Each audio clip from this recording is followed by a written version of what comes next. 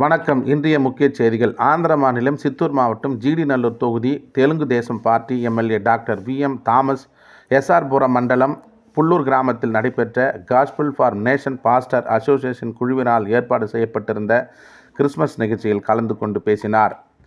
அப்பொழுது அவர் பேசும்பொழுது, எனக்காக நீங்கள் அனைவரும் செய்த ஜபங்களை விட பெரிய மகிழ்ச்சி எதுவும் இல்லை. வெளிப்படையாகவும் உறுதியாகவும் தனிமையிலும் நீங்கள் செய்த ஒவ்வொரு ஜபத்திற்கும் என் மனமார்ந்த நன்றிகள் என்று கூறினார். நான் ஒரு சிறிய கிராமத்தில் கல்வியற்ற பெற்றோருக்கு பிறந்தவன். என் வாழ்க்கையில் எந்த வசதிகளும் இல்லை. ஆனாலும் என் கிராம மக்களும் தேவாலய மக்களும் செய்த பிரார்த்தனைகளின் பலனால் கடவுள் என்னை மருத்துவ சேவைக்காக தேர்ந்தெடுத்தார். என் சிறு வயதில் நடந்த ஒரு ஜப அனுபவம் என் வாழ்க்கையின் திசையை மாற்றியது. எனக்காக யாவரும் மண்டியிட்டு செய்த ஜபம் கடவுளின் திட்டத்தை வெளிப்படுத்தியது. அதற்கான அர்த்தம் அப்பொழுது புரியவில்லை. பின்னர் கல்வி, பல்கலைக்கழகம் என படிப்படியாக முன்னேறி டெஸ்ட் டியூப் பேபி மருத்துவராக பணியாற்றும் வாய்ப்பு கிடைத்தது. ஆரம்பத்தில் வாய்ப்புகள் கிடைக்காத நிலையில் எதிர்பாராத சூழ்நிலையிலும் 20 பேருக்கு சிகிச்சை அளிக்கும் வாய்ப்பு கிடைத்தது. அதில் 19 டெஸ்ட் டியூப் மூலம் கடவுள் கருத்தரிக்க செய்தது அவரின் பெரிதான கிருபை என்றார்.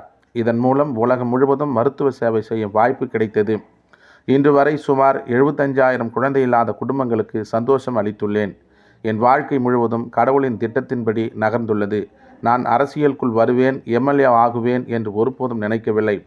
ஆனால் ஏழை, பலவீனமான மக்களுக்கு சேவை செய்ய வேண்டும் என்ற ஒரே நோக்கத்துடன் வந்தேன். நான் எங்கு சென்றாலும் மக்கள் நம்பிக்கையுடன் என்னை நாடுகிறார்கள். காரணம் நீதி, நேர்மை மற்றும் ஊழலற்ற சேவை. யோசேப்பு, யோனா போன்ற வேதாகம கதைகளைப் போல சோதனைகளின் வழியாக கடவுள் உயர்த்துகிறார் என்பதை என் வாழ்க்கை நிரூபிக்கிறது.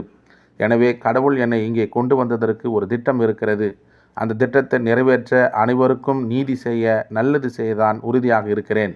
உங்கள் ஜபங்களால் தான் 30 ஆண்டுகளாக வெற்றி பெறாத வேட்பாளர் வரலாற்றை மாற்றி என்னை எம்எல்ஏவாக உருவாக முடிந்தது.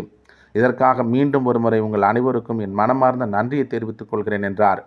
இந்நிகழ்வில் போதகர் ஏசானா, போதகர் உமாசங்கர், ஜெய்சங்கர், மோகன் உள்ளிட்ட பல்வேறு பகுதிகளைச் சேர்ந்த போதகர் கலந்து கொண்டு சிறப்பித்தனர்.